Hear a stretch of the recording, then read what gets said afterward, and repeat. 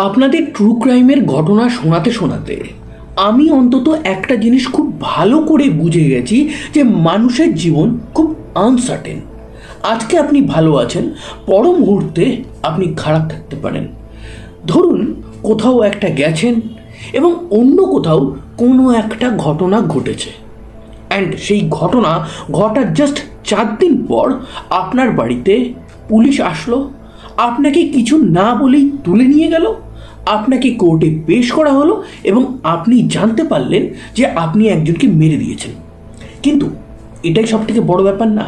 ব্যাপার হচ্ছে সমস্ত প্রমাণ আপনার এগেনস্টে, এবং আপনার এগেনস্টে যে সরকারি আইনজীবী দাঁড়িয়েছে তার একটা ট্র্যাক রেকর্ড আছে।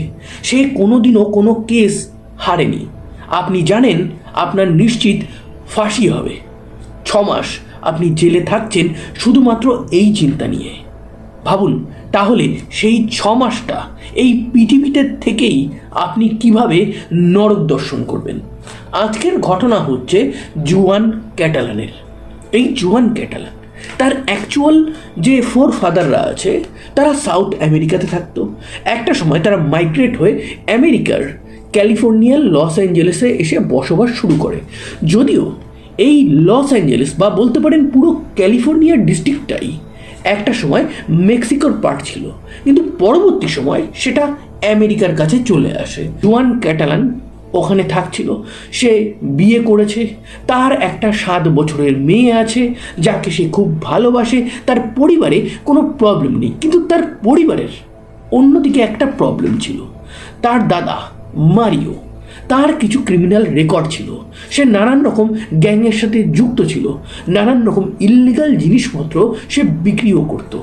এই কারণে তার দাদা মারিও বেশ কয়েকবার জেলেও গেছে।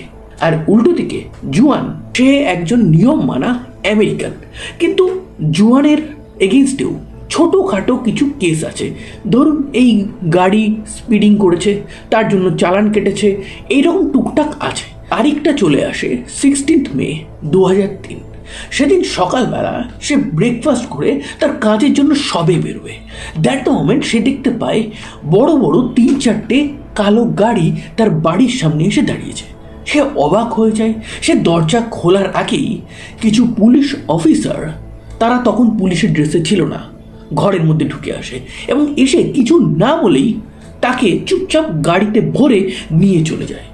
নেক্সট 2 দিন সে কোথায় ছিল, কার সাথে ছিল, সে নিজেও জানে না, তার পরিবারও জানে না।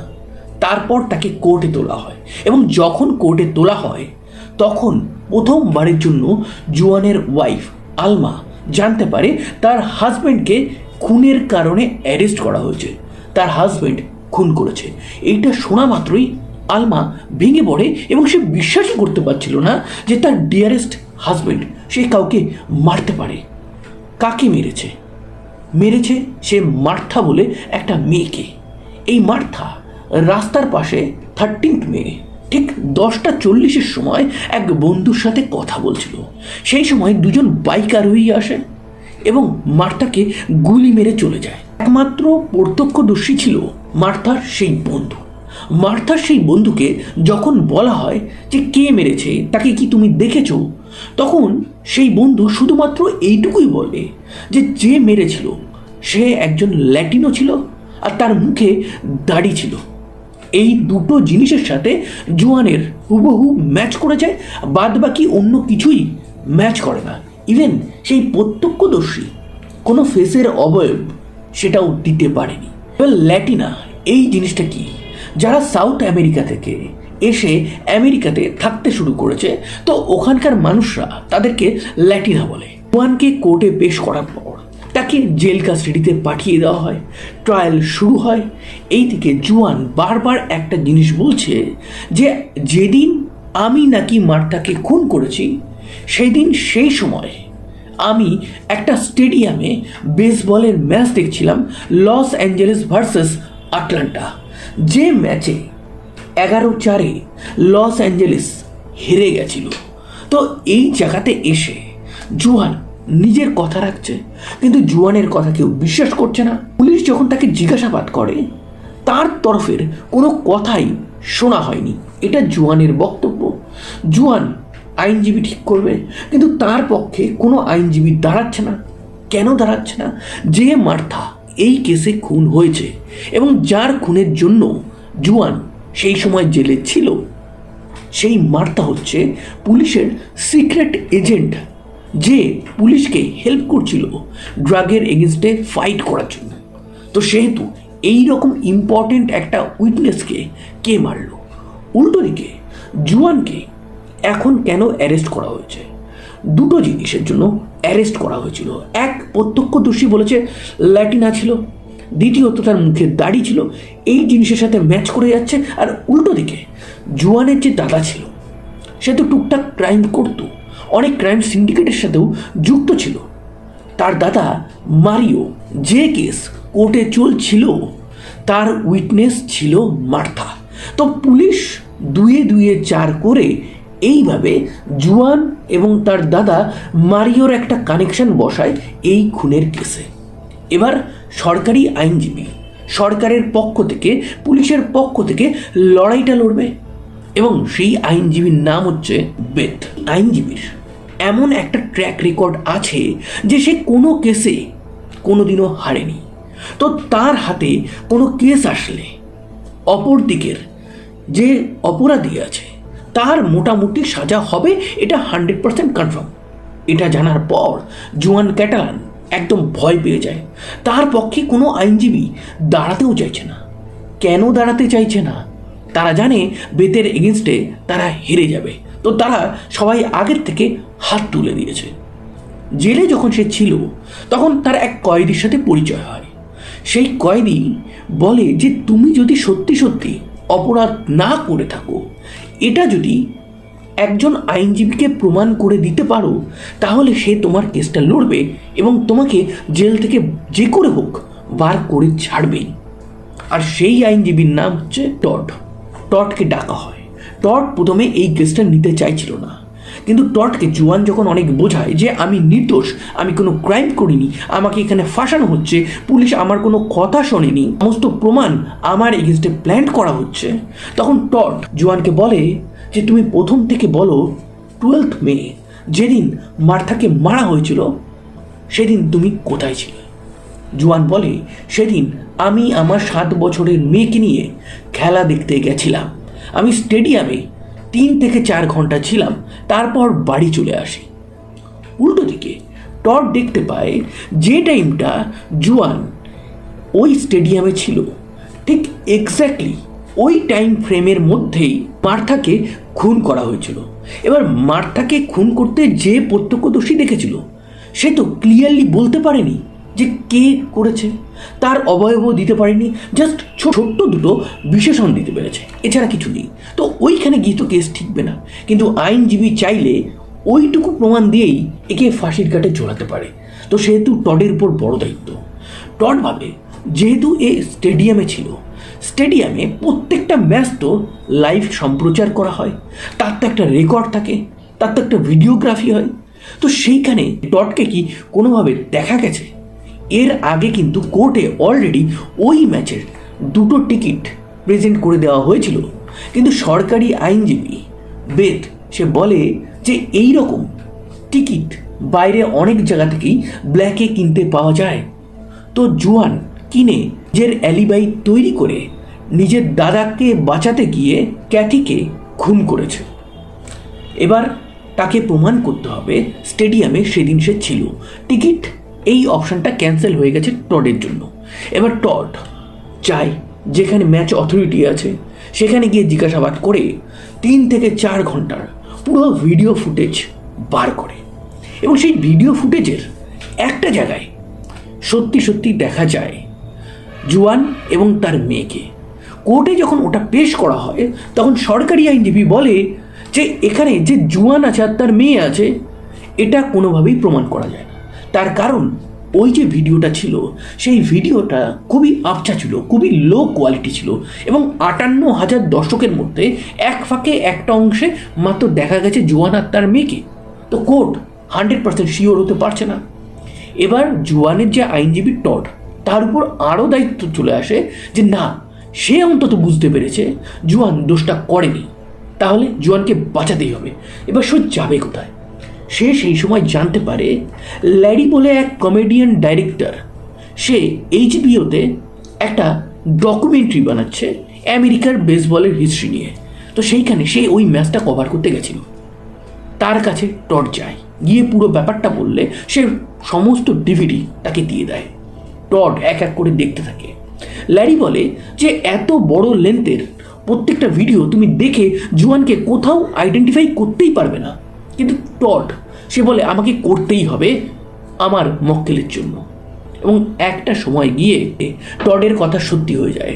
টড ক্লিয়ারলি পিন পয়েন্ট করে দেখিয়ে দেয় ওই যে জুয়ান ক্যাটালান এবং তার মেয়ে। ব্যাস, এইবার কোর্টের সামনে এই প্রমাণটা রাখা হয়। সরকারি আইনজীবী এটা দেখার পর বিশ্বাস করে নেয় যে হ্যাঁ, সেদিন সত্যি সত্যি জুয়ান ওই স্টেডিয়ামে খেলা দেখতে গেছিল তার মেয়ের সাথে। কিন্তু দুধে সরকারি আইনজীবী সে তো অত সহজে ছাড়বে না। সে এবার কোর্টের সামনে বলে যে যখন ক্যাথিকে মারা হয়েছিল তখন টাইমটা ছিল 10:40, আর ফুটেজে টাইমটা শো করছে 9:09। তাহলে এই যে মাঝে 1.5 ঘন্টা আছে, সেই সময় জুয়ান স্টেডিয়াম থেকে বেরিয়ে ক্যাথিকে মেরে আবার স্টেডিয়ামে রিটার্ন করে দেন বাড়ি গেছে। এটা হতে পারে কি পারে না? এইবার টড আবার ফ্যাপড়ে পড়ে যায়। এইবার তার মক্কেলকে সে বাঁচাবে কি করে? টড সোজা আশ্রয় নেয় জুয়ানের কাছে। জুয়ানকে মনে করতে বলে যে তোমার কাছে সেই সময় কোনো ফোন এসেছিল বা তুমি কাউকে ফোন করেছিলে? তখন জুয়ান বলে যে হ্যাঁ, আমি তো পুরো ম্যাচটা দেখতে পাইনি, তার কারণ আমার ওয়াইফ আমাকে ওই 10:10 নাগাদ ফোন করেছিল। সেল টাওয়ারের মাধ্যমে এটা প্রমাণিত হয়ে যায় যে সত্যি সত্যি জুয়ানের ওয়াইফ 10:11 সময় জুয়ানকে ফোন করেছিল এবং বলেছিল রাত হয়ে যাচ্ছে, নেক্সট ডে তোমার মেয়ের স্কুল আছে, তো তোমরা দুজন বাড়ি আসো। এবার যে টাইমের মধ্যে ক্যাথিকে মেরেছে জুয়ান, কোর্টে যেটা সরকারি আইনজীবী বলছে, এবং দূরত্বটা জুয়ানকে ওইটুকু টাইমের মধ্যে যেতে হতো 35 কিলোমিটার। কিন্তু প্রথমে ওই জিনিসটা সম্ভব ছিল। কিন্তু যদি জুয়ান 10:10 সময় স্টেডিয়াম থেকে বেরিয়ে যায় তার মেয়েকে নিয়ে তার ওয়াইফের কলের জন্য, তাহলে 20-25 মিনিটে সে কি করে 35 থেকে 40 কিলোমিটার গিয়ে ক্যাথিকে মেরে, তাও আবার তার মেয়েকে সঙ্গে নিয়ে রিটার্ন করবে? সে তো গাড়িতে গেছিল, সে বাইক কোথা থেকে অ্যারেঞ্জ করলো? এটাও একটা বড় ব্যাপার। অনেক জায়গায় মিসম্যাচ হচ্ছে। টড যখন তার মক্কেলের তরফ থেকে প্রত্যেকটা জিনিস এক এক করে কোর্টে রাখে, তখন কোর্ট মানতে বাধ্য হয় যে ক্যাথিকে অন্য কেউ মেরেছে, জুয়ান ক্যাটালান মারেনি, সে নির্দোষ। 6 মাস জুয়ান ক্যাটালান প্রত্যেক দিন ভয় পেয়ে ঘুমিয়েছে যে হয়তো কালকে তাকে ফাঁসির সাজা শুনিয়ে দেওয়া হবে। কিন্তু শেষমেশ সত্যের জয় হয়।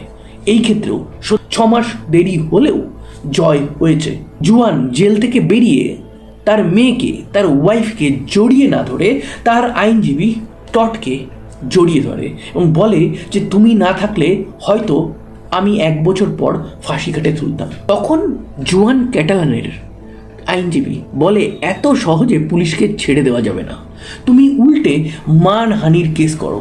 তুমি যে 6 মাস জেলে থাকলে তোমার যে মান সম্মান হানি হলো, তোমাকে এইভাবে যে মানসিক নির্যাতন করা হলো, সেই জন্য কম্পেনসেশন চাও।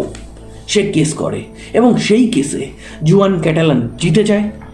লস অ্যাঞ্জেলেস পুলিশ তাকে 4 কোটি টাকা দিতে বাধ্য হয়। और জুয়ান ক্যাটালানকে নিয়ে একাধিক ডকুমেন্টারি হয়েছে, এইচবিওতে হয়েছে, নেটফ্লিক্সেও হয়েছে। আপনারা সেই ডকুমেন্টারিগুলো দেখলে আরও ডিটেলে এই কেসটাকে জানতে পারবেন। ঘটনাটার মোটামুটি হ্যাপি এন্ডিং হয়ে গেছে এটাই আপনারা ভাবছেন, কিন্তু আমি আপনাদেরকে মনে করিয়ে দিতে চাই এই কেসে একজনের হত্যা হয়েছে। সেই হত্যাটা কে করলো? ক্যাথিকে মারলোটাকে? তাকে মেরেছিল জোসে বলে এক গ্যাংয়ের মেম্বার। সে তাকে হয়তো চিনে ফেলেছিল, তার এগেনস্টে হয়তো টেস্টিফাই করবে এই কারণে। কিন্তু আমার যেটুকু আইডিয়া হচ্ছে, এতদিন ট্রু ক্রাইমের একাধিক স্টোরি, একাধিক ঘটনা বলার পর, জানার পর, বোঝার পর আমি ক্লিয়ারলি বলবো ক্যাথিকে গ্যাংয়ের কোনো মেম্বারই মেরেছে। কিন্তু এই সমস্ত কিছুর পিছনে কলকাঠি নেড়েছে কে জানেন? অবশ্যই লস অ্যাঞ্জেলেস পুলিশ। আমি 100% শিওর অনেক ভালো পুলিশ যেমন থাকে তার সাথে সাথে অনেক খারাপ পুলিশও কিন্তু থাকে। তো লস অ্যাঞ্জেলেস কোনো এক খারাপ করাপ্টেড পুলিশ এই সমস্ত নেশাপাতির ব্যবসাতে যুক্ত আছে, গ্যাংদের সাথে যুক্ত আছে, ইনফরমেন্ট আছে গ্যাংয়ের তরফ থেকে, সেই এই সমস্ত কিছু করেছে। এই ছিল আজকের ট্রু ক্রাইম ঘটনা। এইরকম রিয়েল লাইফ ট্রু ক্রাইম ঘটনা ইন স্টোরি ফরম্যাটে যদি আপনারা শুনতে চান তাহলে অবশ্যই আমার চ্যানেলটাকে সাবস্ক্রাইব করবেন। সাবধানে থাকবেন, সতর্ক থাকবেন, সুস্থ থাকবেন। আবার দেখা হবে অন্য কোনো এক ভেরি ইন্টারেস্টিং ট্রু ক্রাইম ঘটনার সাথে।